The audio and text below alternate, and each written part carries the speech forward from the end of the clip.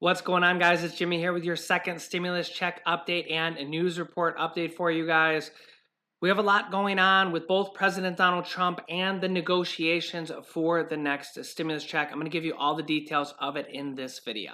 But first, give this video a like down below if you can. It really helps out our channel. My wife and I do all the research for you every single day so we can bring it to you in a quick, concise video. And if you're new here, don't forget to subscribe down below so you don't miss out on new upcoming videos. Okay, first up, President Donald Trump was moved to the hospital yesterday on his own accord. He walked onto the presidential helicopter, gave a thumbs up on his way there, and his medical team now says that he has no difficulty breathing, kind of contradicting previous reports from a White House aide that the president was having difficulty breathing on his way to the hospital. White House physician Dr. Sean Connery,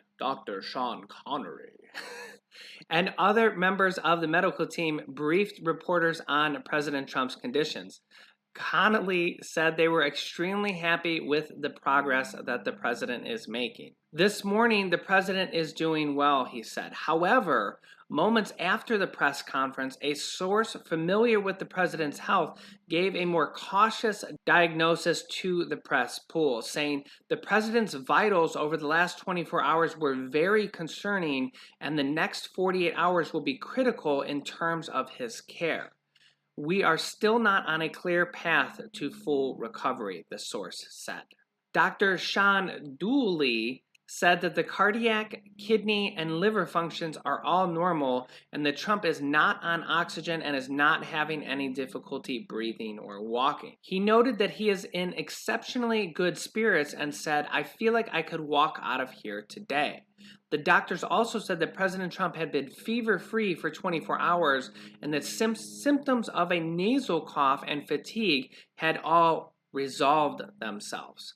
However, they did not give a date for when Trump may leave the center. The president was given an intravenous treatment of remdesivir for the virus infection at the hospital. There has now been more than a dozen people that have tested positive around the president and White House staff from meetings that they had earlier in the week where they were all seen together, including former White House counselor Kellyanne Conway, also two Republican senators, Tom Tillis, a Republican from North Carolina, and Mike Lee, a Republican from Utah. Also, Bill Stepien, President Trump's campaign manager, as well as Melania Trump, the First Lady. It was a recent meeting at the White House that looked like this, that is thought to be the source of a lot of the infections. You can see that like 95% of people in this picture are not wearing masks, and it's said to have spread from one person to another while they were just standing there right next to each other. There's also been a lot of talk on whether a lot of people will start to take this virus more seriously now that the President of the United States has caught it and multiple people around him, including his own family. We'll have to see, because states are starting to remove their mask mandates where they're making it not mandatory anymore to wear masks in certain places. When we haven't seen less virus cases at all, the United States is still seeing about 40,000 or more virus cases every single day, new cases every single day, and still over 300,000 new cases per day across the entire world. We've seen multiple reports from both Nancy Pelosi and now Mitch McConnell within the last 24 hours. Nancy Pelosi especially has said that her Democratic team and the White House are extremely close on a new stimulus package and a new bipartisan agreement, which is pretty much all we need. We just need the agreement between the Republicans and the Democrats to actually get this bill passed. Nancy Pelosi also called on the airlines to hold off on laying off tens of thousands of workers from the airlines because Congress did not get them a stimulus package or any more relief money before the October 1st deadlines. The airlines did announce they were going to start laying off tens of thousands of employees, and the new recent news is the airlines are saying that they will hold off on the furloughs, although it's unclear if some airlines have already started laying off thousands of people. The Democrats tried to bring a standalone deal, a standalone stimulus package just for the airlines yesterday, and it was denied by the Republicans. So if you work for the airlines, that's bad news because that didn't pass at least yesterday. But if you don't work for the airlines, that's good news for everybody else because that means that they have to put it in the larger stimulus package, which will include a stimulus check, an unemployment extension, and more PPP money, which helps out a vast majority more of people, not just people that work for the airlines.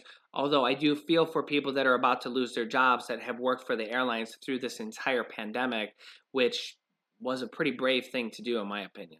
Nancy Pelosi has been signaling that there will be a stimulus package deal and support for airlines, and that they are very close to making a deal. This is not really like Nancy Pelosi.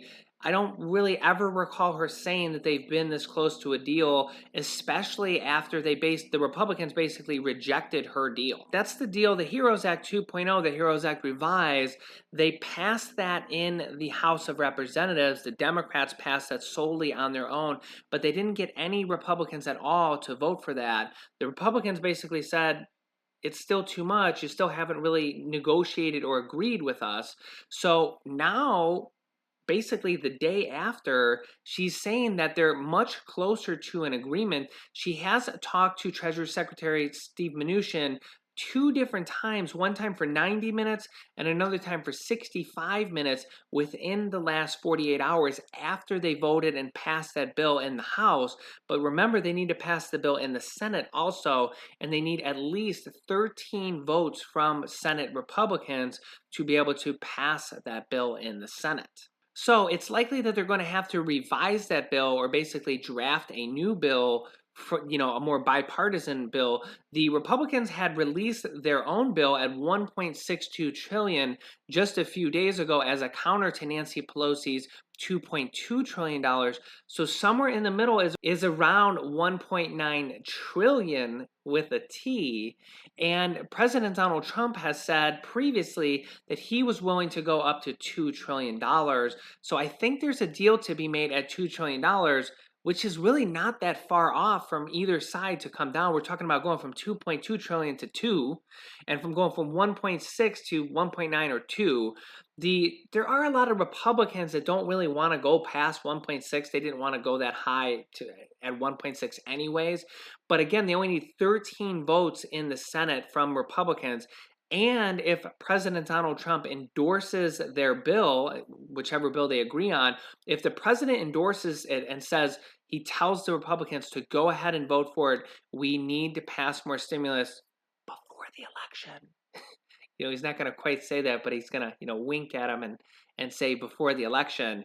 He'll probably be able to get at least 13 votes from the Republicans, especially now with the positive news that we've heard from Mitch McConnell this morning.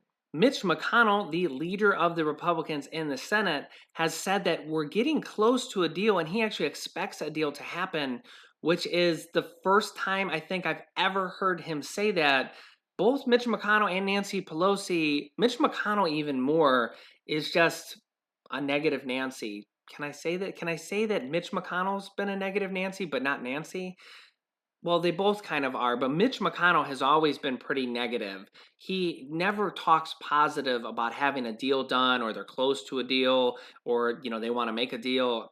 I don't know if he's ever said that. Nancy Pelosi always pretty much has said up until the last few days that they want $2.2 trillion, and they've already come down from $3.4 trillion, and they've already come down. So it's the Republicans that need to come up. That's been Nancy's pretty much stance. Both of them are now saying that they're expecting a deal within the next few days, and they're both optimistic and said that we're very close on a deal. That has never happened.